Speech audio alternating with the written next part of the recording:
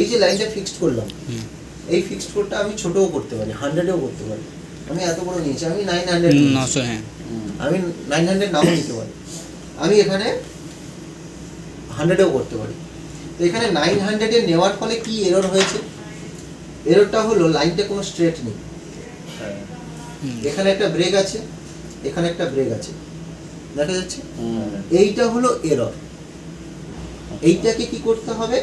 আপনি এখান থেকেও ওই 900 রেখেও করতে পারেন। এটাকে দেখুন আমি একটু আপ করে দিলাম, দেখুন লাইনটা স্ট্রেট হয়েছে, কিন্তু পিক্সেলের ঠিক এল এর জায়গায় নিচে ব্রেক হয়ে গেছে।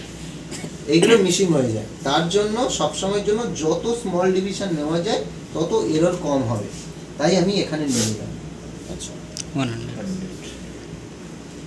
এই যে নিলাম, এবার দেখুন লাইনের তো একটা ওয়েট আছে, চওড়াই আছে, যেটা পিটি বলে। এখান থেকে আমি যেই পয়েন্ট থেকে একটা লাইন থেকে স্টার্ট করছি, আর যে লাইনে গিয়ে আমি শেষ